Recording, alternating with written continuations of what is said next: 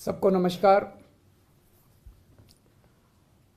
मुझ पर आरोप लगाए जा रहे हैं कि केजरीवाल फ्री की रेवड़ियां बांट रहा है, केजरीवाल फ्रीबीज दे रहा है, मुझे भद्दी भद्दी गालियां दी जा रही है, मेरा मजाक उड़ाया जा रहा है। आज मैं देश के लोगों से पूछना चाहता हूं कि मैं क्या गलत कर रहा हूं। दिल्ली के गरीबों के बच्चे, मिडिल क्लास के बच्चों को मैं सरकारी स्कूलों में शानदार शिक्षा दे रहा हूं, लेकिन फ्री में शिक्षा दे रहा हूं। मैं लोगों से पूछना चाहता हूं कि क्या मैं फ्री की रेवड़ियां बांट रहा हूं या देश की नींव रख रहा हूं। दिल्ली के सरकारी स्कूलों में 18 लाख बच्चे पढ़ते हैं। इन 18 लाख बच्चों का भविष्य अंधकार में था। अभी तक हमारी सरकार बनी थी उसके पहले जैसे देश भर में सरकारी स्कूलों का बेड़ा गर्क है, देश भर में सरकारी स्कूलों की बुरी हालत है, वैसी दिल्ली के सरकारी स्कूलों की हालत थी। पढ़ाई होती नहीं थी, सरकारी सारे स्कूल टूटे फूटे पड़े थे, दीवारें टूटी हुई थी, छतें छू रही थी, ब्लैक बोर्ड था नहीं, डेस्क नहीं थे, नीचे बैठे रहते थे बच्चे, उनकी कोई पढ़ाई नहीं होती थी। 18 लाख बच्चों का भविष्य बर्बाद था। आज अगर हमने इन 18 लाख बच्चों का भविष्य अच्छा कर दिया, अगर मैं इन बच्चों को अच्छी शानदार शिक्षा दे रहा हूं लेकिन फ्री में दे रहा हूं, तो मैं क्या गुनाह कर रहा हूं। सरकारी स्कूलों में पहली बार आज़ादी के बाद से पहली बार 75 साल में पहली बार 99% से ज़्यादा नतीजे आए हैं। मैं अगर अपनी बड़ाई खुद करूं तो कहा जाएगा कि केजरीवाल खुद अपनी बड़ाई कर रहा है, लेकिन नतीजे 99% से ज़्यादा नतीजे आए हैं सरकारी स्कूलों के। प्राइवेट स्कूलों को भी पीछे छोड़ दिया। पिछले कुछ सालों में 4 लाख बच्चों ने दिल्ली के प्राइवेट स्कूलों से नाम कटा के सरकारी स्कूलों में भर्ती हुए हैं। ये कोई छोटी बात नहीं है। आज गरीबों के बच्चे आईआईटी के अंदर कंप्यूटर, मैकेनिकल इंजीनियरिंग की पढ़ाई पढ़ रहे हैं, नीट के पेपर पास करके डॉक्टरी की पढ़ाई पढ़ रहे हैं। एक लड़का है गगन, उसके पिताजी कार्डबोर्ड बनाने, गत्ते के डिब्बे बनाने की फैक्ट्री में मजदूरी का काम करते हैं। कोरोना में वो नौकरी भी छूट गई, 15,000 रुपये महीने कमाया करते थे। आज गगन का एडमिशन आईआईटी धनबाद में कंप्यूटर इंजीनियरिंग में हुआ है। उससे पूछ के देखिए कि क्या केजरीवाल फ्री की रेवड़ियां बांट रहा है या देश का भविष्य बना रहा है। ऐसे हजारों बच्चे हैं जिनका भविष्य आज सुनहरा किया हम लोगों ने। ये काम 1947 में हो जाना चाहिए था, ये काम 1950 में हो जाना चाहिए था, जो आज हम कर रहे हैं। आज हम लोग देश की नींव रख रहे हैं। ये रेवड़ी नहीं है, ये देश की नींव के में एक एक ईंट रख रहे हैं हम लोग। आज दिल्ली के सरकारी अस्पताल हमने शानदार कर दिए। दिल्ली में शानदार मोहल्ला क्लिनिक बना दिए जिनकी चर्चा पूरी दुनिया में हो रही है। पूरी दुनिया के अंदर दिल्ली एक वो चुनिंदा शहर है जहां पे दिल्ली की 2 करोड़ जनसंख्या, एक एक आदमी का इलाज मुफ्त है। एक एक आदमी का, 2 करोड़ लोग रहते हैं दिल्ली में, एक एक आदमी का इलाज मुफ्त है, चाहे वो गरीब हो चाहे अमीर हो। हम ये नहीं पूछते कि कौन सी जात का है, कौन सी धर्म का है, अमीर है, गरीब है, आदमी है, औरत है, छोटा है, बड़ा है, जो भी आदमी है हर एक का इलाज मुफ्त है। 30 लाख, 40 लाख, 50 लाख रुपए का भी अगर उसका ऑपरेशन का खर्चा आएगा, उसकी सारी दवाइयां, उसके सारे टेस्ट, उसके सारे डायग्नोस्टिक्स, सब कुछ उसका मुफ्त होता है। सारे मोहल्ला क्लिनिक्स के अंदर उनका इलाज मुफ्त होता है। क्या मैं ये फ्री की रेवड़ियां बांट रहा हूं? आज दिल्ली के अंदर अगर किसी का एक्सीडेंट हो जाए, हमने एक फरिश्ते स्कीम बनाई है, अगर किसी का एक्सीडेंट हो जाए तो उसको हमने कहा है कि उसको नियरेस्ट अस्पताल में ले जाइए।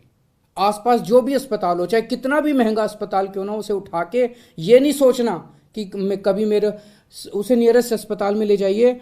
उस आदमी को ठीक करने का सारा खर्चा दिल्ली सरकार देती है। फरिश्ते स्कीम कहते हैं हम इसे। मैं एक आपको उदाहरण देता हूं। विकास सानी साहब हैं, ईस्ट दिल्ली में रहते हैं, अपने घर से निकले मार्केट के लिए, रास्ते में एक्सीडेंट हो गया। भगवान की कृपा थी कि उधर से अंतुल कोहली जी गुजर रहे थे, उन्होंने उनको उठाया और वो उनको अस्पताल ले गए। उस छोटे अस्पताल ने उनको फोर्टिस में रेफर कर दिया क्योंकि चोट बड़ी गहरी थी। फोर्टिस अस्पताल में उनका 5 लाख रुपए का खर्चा आया। सारा खर्चा दिल्ली सरकार ने दिया।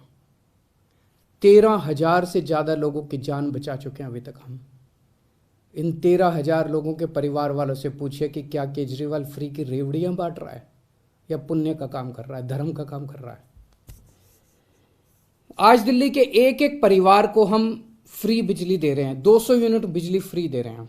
पंजाब में हमने 300 यूनिट बिजली फ्री देनी चालू की है। ये कहते हैं केजरीवाल फ्री में बिजली क्यों दे रहा है। मैं इनसे पूछना चाहता हूं, तुम्हारे मंत्रियों को कितनी फ्री में बिजली मिलती है? तुम्हारे मंत्रियों को 4-4, 5-5 हजार यूनिट, तुम लोगों को 4-4, 5-5 हजार यूनिट बिजली फ्री मिलती है, तब ठीक है। लेकिन गरीब जनता को अगर मैंने 200 यूनिट 300 यूनिट बिजली फ्री दे दी तो तुम्हें बड़ी तकलीफ होती है। आज दिल्ली के अंदर हमने फ्री में लोगों को योगा कराना चालू किया। 17,000 लोग दिल्ली में, हम उनको फ्री में टीचर भेजते हैं। रोज सुबह हमारे 500 से ज़्यादा टीचर फ्री में जगह जगह लोगों को योगा कराने जाते हैं। हमने दिल्ली में सबकी दवाइयाँ सब कुछ फ्री कर दिया, टेस्ट फ्री कर दिए, इलाज फ्री कर दिया, लेकिन हमारा मकसद है कि कोई बीमारी नहीं पड़ना चाहिए। उनको योगा सिखाते हैं हम लोग। 17,000 लोगों को हम योगा सिखा रहे हैं, डेली फ्री में योगा टीचर भेज रहे हैं। बताइए क्या गलत कर रहे हैं? आज मैं दिल्ली में हजारों लोगों को फ्री में यात्रा करा चुका, हजारों बुजुर्गों को, लगभग 45,000 से ज़्यादा बुजुर्ग ये तीर्थ यात्रा कर चुके हैं। अयोध्या जी गए, हरिद्वार ऋषिकेश गए, मथुरा वृंदावन गए, शिरडी बाबा गए, रामेश्वरम जी गए, पुरी जी गए, पता नहीं कहाँ कहाँ हम लोगों ने उनको फ्री में तीर्थ यात्रा कराई है। तीर्थ यात्रा कराने का तो पुण्य होता है। और ये लोग कह रहे हैं कि ये लोग मुझे गालियाँ दे रहे हैं, कह रहे हैं केजरीवाल फ्री में रेवड़ी बांट रहा है। आज महिलाओं को हम दिल्ली में फ्री में ट्रांसपोर्ट, फ्री में उनको हम बसों में ट्रांसपोर्ट दे रहे हैं। मेरा क्या कसूर है? जो लोग मेरे को गालियां दे रहे हैं उन्होंने हजारों करोड़ रुपए खर्च करके अपने लिए प्राइवेट प्लेन खरीदा है। हजारों करोड़ रुपए खर्च करके अपने लिए शानदार हवाई जहाज खरीदे हैं इन्होंने। केजरीवाल अपने लिए हवाई जहाज नहीं खरीदता। केजरीवाल अपनी माँ बहनों का सफ़र, उस पैसे को बचा के माँ बहनों का सफ़र फ्री करता है। बताइए केजरीवाल क्या गलत कर रहा है? पढ़ा लिखा हूं मैं, इंजीनियरिंग में डिग्री करी है, मैंने अकाउंटिंग की भी पढ़ाई करी है, कानून की भी पढ़ाई करी है, और असली डिग्री है मेरी, डिग्री भी फर्जी नहीं है। सब कुछ समझता हूं। आज इतनी चीज़ें फ्री करने के बाद भी दिल्ली का बजट फ़ायदे में चल रहा है। ये मैं नहीं कह रहा। अभी थोड़े दिन पहले सीएजी की रिपोर्ट आई है, और सीएजी की रिपोर्ट ने कहा है कि 2015 के बाद से, जब से केजरीवाल की सरकार आई है, तब से दिल्ली का बजट नफ़े में चलने लगा। उसके पहले घाटे में चलता था। तो बजट भी नफ़े में चल रहा है। कोई नया टैक्स नहीं बढ़ाया, भ्रष्टाचार खत्म कर दिया। भ्रष्टाचार खत्म करके जो इतना पैसा बचा, उससे अगर अब मेरे अपने लोगों की मैंने इतनी सहूलियतें दे दी, तो बताइए मैंने क्या गलत किया? मैं बताता हूं आपको फ्री की रेवड़ी क्या होती है, और मैं बताता हूं आपको इस देश में फ्री की रेवड़ी कौन बांट रहा है। एक कंपनी है बहुत बड़ी,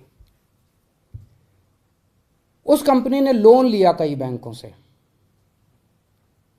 खा गए वो लोन, बैंक दिवालिया हो गए, और उस कंपनी ने एक राजनीतिक पार्टी को चंदा दे दिया, कुछ चंद करोड़ रुपए का, और उस कंपनी के खिलाफ सरकार ने कोई एक्शन नहीं लिया। ये फ्री की रेवड़ी है। जब आप अपने दोस्तों के हजारों हजारों करोड़ रुपए के लोन फ्री में माफ कर देते हैं, ये फ्री की रेवड़ी है। जब आप विदेशों की यात्रा में जाते हैं और विदेशों की यात्रा के बहाने आप अपने चंद दोस्तों के लिए वहां ठेके लेते हैं विदेशी सरकारों से, ये फ्री की रेवड़ी है।